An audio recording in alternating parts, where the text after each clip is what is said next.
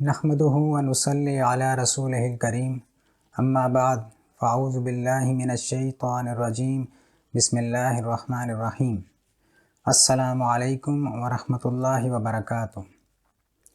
کیا آپ ایسا کوئی طریقہ جاننا چاہیں گے جس میں آپ کو ہمیشہ نفع ہی نفع ہو، فائدہ ہی فائدہ ہو اور کبھی نقصان نہ ہو؟ یقیناً ہر شخص ایسا چاہے گا۔ حدیث مبارکہ میں آتا ہے کہ مومن کا معاملہ بھی عجیب ہے، ہر حال میں اس کے لیے خیر ہی خیر ہے۔ اگر اس کو خوشحالی ملتی ہے تو وہ اس پر شکر ادا کرتا ہے جو اس کے لیے خیر کا باعث ہے، اور اگر اسے کوئی تنگی لاحق ہوتی ہے تو وہ اس پر صبر کرتا ہے، اور اس میں بھی اس کے لیے خیر ہے، یعنی اجر ہی اجر ہے۔ اس کا مطلب یہ ہے کہ ایک مومن کے لیے ہر حال میں خیر ہی خیر، فائدہ ہی فائدہ ہے۔ اگر اس کو کوئی خوشی ملتی ہے، کوئی نعمت حاصل ہوتی ہے تو اس پر اللہ تعالیٰ کا شکر ادا کرتا ہے اور اس پر اجر حاصل کرتا ہے، اور اگر اس کو کوئی پریشانی آتی ہے، کوئی تکلیف آتی ہے، کوئی تنگی آتی ہے یا کوئی بیماری آتی ہے تو وہ اس پر صبر کرتا ہے، اس پر بھی اسے اللہ تعالیٰ کی طرف سے اجر ملتا ہے۔ اس کے لیے ہمیں کیا کرنا ہے؟ بس 3 کام کرنے ہیں۔ ایک تو اپنا زاویہ نگاہ بدلیں، اور دوسرا اللہ تعالیٰ کی نعمتوں پر شکر کی عادت ڈالیں، تیسرا کسی مشکل یا مصیبت پر صبر کی عادت ڈالیں۔ اگر ہمیں یہ 3 باتیں حاصل ہو گئیں تو پھر ہمارا ہر حال میں فائدہ ہی فائدہ ہے اور کبھی بھی نقصان نہیں۔ زاویہ نگاہ بدلنے کا مطلب یہ ہے کہ ہم ہر کام میں اللہ تعالیٰ کی رضا کی نیت کریں، چاہے وہ عبادت ہو، دین کا کوئی کام ہو یا ہمارے روزمرہ کے دنیاوی کام ہوں۔ اس طرح سے ہمارے دنیا کے کام بھی دین بن جائیں گے اور عبادت بن جائیں گے، اور ان پر بھی ہمیں اجر حاصل ہوگا۔ مثلاً اپنی دنیاوی ضروریات کو پوری کرنے کے لیے ہم رزق کمانے نکلتے ہیں۔ اس میں ہم یہ نیت کریں کہ اللہ تعالیٰ نے ہماری بیوی بچوں کے جو حقوق ہمارے ذمہ رکھے ہیں ان کو پورا کرنے کے لیے میں روزی روٹی کما رہا ہوں۔ اس سے ہمیں اس رزق کمانے پر بھی اجر و ثواب حاصل ہوگا اور یہ بھی دین کا کام بن جائے گا، کیونکہ حدیث مبارکہ میں حلال رزق کمانے کی فضیلت بھی وارد ہوئی ہے۔ اسی طرح ہم اپنی کوئی ضرورت پوری کرتے ہوئے بھی یہ نیت کر سکتے ہیں کہ اللہ تعالیٰ نے ہمارے نفس کا بھی ہم پہ حق رکھا ہے، اور اس حق کو پورا کرنے کے لیے ہم اس کی یہ ضرورت پوری کر رہے ہیں، اس پر بھی اجر ملتا ہے انشاءاللہ۔ ایک بزرگ اپنا ایک عمل بتاتے ہیں، وہ فرماتے ہیں کہ مجھے کسی بچے پر پیار آیا اور میں اسے پیار کرنے کے لیے آگے بڑھا تو تھوڑی دیر کے لیے رک گیا، اور پھر یہ نیت کی کہ حضور اقدس صلی اللہ علیہ وسلم کو بھی بچوں سے بہت محبت تھی، اور میں اب بچوں سے محبت اسی اتباع سنت کی نیت سے کر رہا ہوں، تو یہ بچوں سے پیار کرنا بھی ثواب کا کام بن جائے گا۔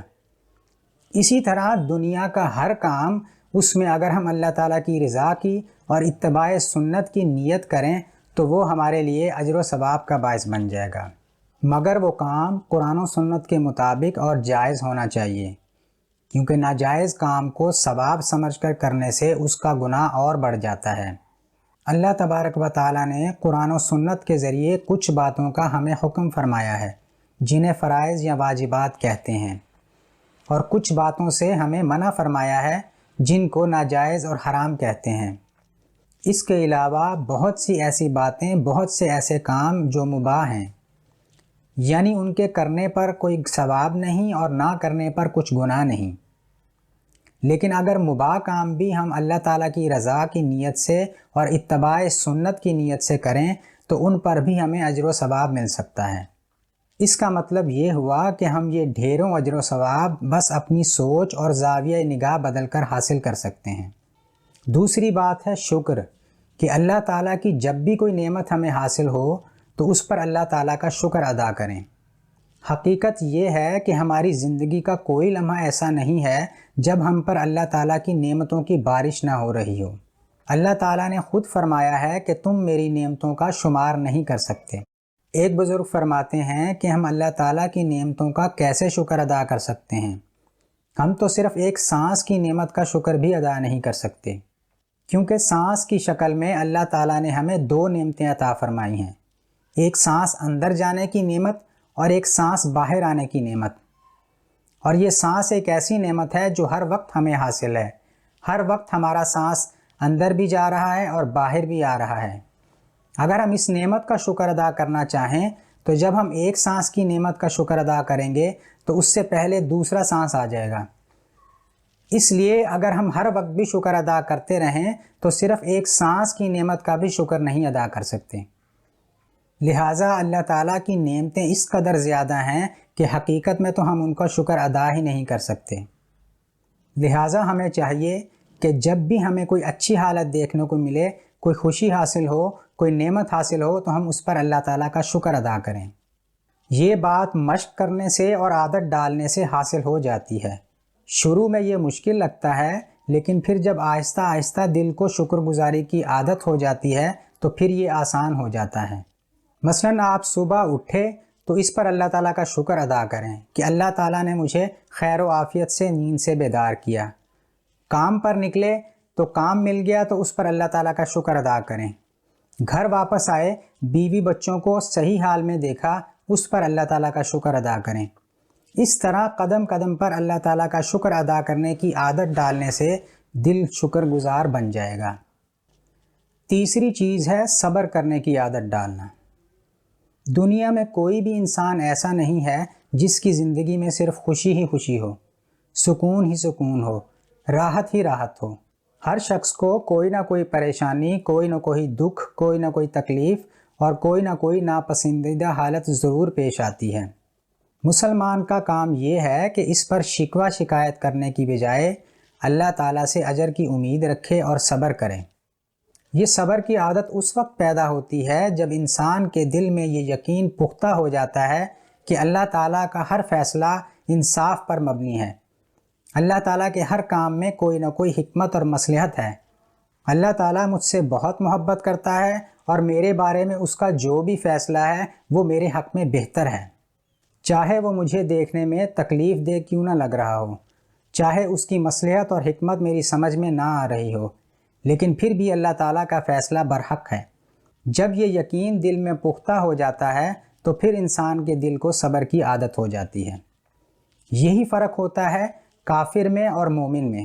کافر کو جب کوئی تکلیف پہنچتی ہے تو وہ دل میں کڑھتا رہتا ہے اور اسی کڑھن میں اس کو سکون حاصل نہیں ہوتا۔ وہ اسی پریشانی میں بے چین رہتا ہے کہ کاش میں ایسا کر لیتا تو ایسا نہ ہوتا۔ جبکہ مسلمان یہ سوچتا ہے کہ میری تقدیر میں اللہ تعالیٰ نے یہی لکھا ہوا تھا اور اسی میں میری بہتری ہوگی۔ اس پر اسے اجر بھی ملتا ہے اور اس کے دل کو سکون بھی حاصل ہو جاتا ہے۔ دوسری چیز جو انسان کے صبر کرنے کو آسان بنا دیتی ہے وہ ہے اس تکلیف پر اجر کی امید۔ جب انسان کو یہ یقین ہوتا ہے کہ اس تکلیف پر مجھے اجر ملنے والا ہے، وہ تکلیف اس کے لیے آسان ہو جاتی ہے۔ حدیث مبارکہ میں آتا ہے کہ مومن کو کانٹا بھی چبھتا ہے تو اس پر بھی اسے اجر ملتا ہے۔ یہاں تک کہ حدیث مبارکہ میں یہ بھی آیا ہے کہ جب چراغ بجھتا ہے اور مومن کو اس سے تھوڑی سی تکلیف ہوتی ہے تو اس پر بھی اسے اجر ملتا ہے۔ جس طرح انسان دنیا میں روزی کماتا ہے، اپنے آپ کو مشقت میں ڈالتا ہے، محنت مزدوری کرتا ہے، تکلیف اٹھاتا ہے، کیونکہ اس کے پتہ ہوتا ہے کہ اس کے نتیجے میں مجھے مال و دولت ملنے والا ہے اور وہ اس کی امید پر اتنی محنت کرتا ہے۔ اسی طرح ایک مومن کو بھی جب یہ یقین ہوگا کہ اس تکلیف پر اسے اجر ملنے والا ہے آخرت میں، تو وہ تکلیف اس کے لیے آسان ہو جائے گی اور اس تکلیف پر صبر کرنا اس کے لیے آسان ہو جائے گا۔ اس لیے ایک مومن کا عقیدہ یہ ہونا چاہیے کہ اللہ تعالیٰ کی طرف سے آنے والی پریشانی، تکلیف، بیماری، یہ سب بھی اللہ تعالیٰ کی نعمتیں ہیں، کیونکہ اس پر بھی ہمیں اجر ملتا ہے۔ ویسے تو اللہ تعالیٰ سے راحت، آسانی اور صحت ہی مانگنی چاہیے، لیکن اگر اللہ تعالیٰ کی طرف سے کوئی تکلیف، کوئی پریشانی اور بیماری آ جائے تو اس پر صبر کرنا چاہیے اور اجر کی امید رکھنا چاہیے۔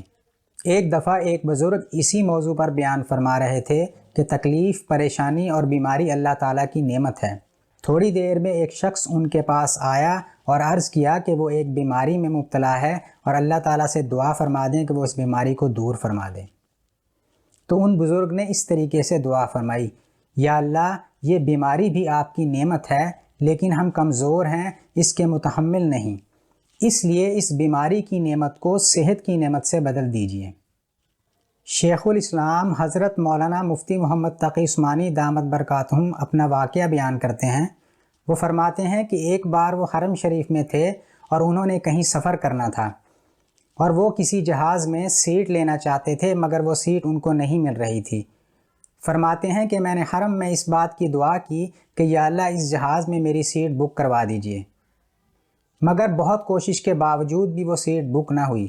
حضرت فرماتے ہیں کہ مجھے اس کا بہت دکھ ہوا کہ میں نے اتنی کوشش بھی کی اور حرم میں دعا بھی کی، لیکن پھر بھی یہ میرا کام نہیں ہوا، لیکن اسی میں اللہ تعالیٰ کی مصلحت ہوگی۔ حضرت فرماتے ہیں کہ بعد میں پتہ چلا کہ جس جہاز میں سیٹ بک کروانے کی میں دعائیں مانگ رہا تھا اور اتنی کوشش کر رہا تھا وہ اغوا ہو گیا ہے۔ اس پر میں نے اللہ تعالیٰ کا شکر ادا کیا۔ اللہ تعالیٰ بندے کے حق میں جو فیصلہ بھی فرماتے ہیں وہ اس کے لیے بہتر ہوتا ہے۔ اسی طرح ایک واقعہ کتابوں میں لکھا ہے کہ ایک کشتی سمندر میں سفر کرتے ہوئے ڈولنے لگی۔ پتہ چلا کہ اس میں وزن زیادہ ہو گیا ہے، جس کی وجہ سے کشتی کے ڈوبنے کا خطرہ ہے۔ انہوں نے کہا کہ جس کا سامان زیادہ ہے وہ سمندر میں پھینک دے۔ معلوم ہوا کہ ایک مسافر کے پاس سب مسافروں سے زیادہ سامان ہے، تو سب نے کہا کہ اس کا سامان دریا میں پھینک دو۔ اس مسافر نے اس پر اعتراض کیا اور کہا کہ صرف میرا سامان ہی کیوں پھینکتے ہو، سب کا سامان تھوڑا تھوڑا پھینک دو، لیکن انہوں نے اس کی ایک نہ مانی اور اس کو بھی سامان کے سمیت سمندر میں پھینک دیا۔ اللہ کا کرنا ایسا ہوا کہ وہ بے ہوش ہو گیا، اور جب اس کو ہوش آیا تو وہ سمندر کے کنارے ایک جزیرے پر موجود تھا۔ وہاں پر ایک جھونپڑی تھی جس میں اس نے پناہ لی۔ پھر اچانک جھونپڑی میں آگ لگ گئی اور جھونپڑی بھی جل گئی اور اس کے سر چھپانے کا یہ ٹھکانہ بھی ختم ہو گیا۔ اس نے دعا کی کہ یا اللہ پہلے ان لوگوں نے مجھے پانی میں پھینک دیا اور اب اس جھونپڑی میں پناہ لی تو یہ بھی جل گئی۔ ابھی وہ یہ دعا ہی کر رہا تھا کہ کچھ لوگ کشتی میں سوار اس جزیرے کی طرف آتے ہوئے دکھائی دیے۔ جب وہ ان کے پاس گیا تو کشتی والوں نے بتایا کہ یہ جزیرہ غیر آباد تھا، لیکن جب ہم نے دور سے اٹھتا ہوا دھواں اور آگ دیکھی تو ہم سمجھ گئے کہ یہاں ضرور کوئی پھنسا ہوا ہے، اس لیے ہم تمہاری مدد کو آ گئے۔ دوسری حیران کن بات اس کو یہ پتہ چلی کہ جس کشتی سے اس کو سمندر میں پھینکا گیا تھا وہ کشتی آگے جا کر غرق ہو گئی۔ اس پر اس نے اللہ تعالیٰ کا شکر ادا کیا کہ یا اللہ آپ کے ہر کام میں حکمت ہوتی ہے اور آپ کا ہر کام بندے کے حق میں بہتر ہوتا ہے۔ ہماری زندگی میں بھی ایسے بہت سے واقعات پیش آتے ہیں کہ ہمیں کچھ باتوں پر، کچھ معاملات پر بہت تکلیف اور دکھ ہوتا ہے، مگر بعد میں پتہ چلتا ہے کہ یہ کام ہی ہمارے حق میں بہتر تھا، اور جیسا میں چاہ رہا تھا اگر وہ ہو جاتا تو اس میں میرا بہت نقصان ہوتا۔ لیکن ضروری نہیں ہے کہ اللہ تعالیٰ کے کیے ہوئے ہر کام کی حکمت ہمیں سمجھ میں آئے، مگر ایک مومن ہونے کی حیثیت سے ہمیں اس بات پر کامل یقین اور ایمان ہونا چاہیے کہ اللہ تعالیٰ کے ہر کام اور ہر فیصلے میں ہمارے لیے مصلحت اور بہتری ہوتی ہے، کیونکہ اللہ تعالیٰ علیم بھی ہے، خبیر بھی ہے، حکیم بھی ہے، اور ہم سے بہت زیادہ محبت بھی فرماتا ہے۔ اللہ تعالیٰ ہمارے دلوں کو یہ کامل یقین نصیب فرمائے اور اس پر عمل کی توفیق عطا فرمائے۔ السلام علیکم ورحمۃ اللہ وبرکاتہ۔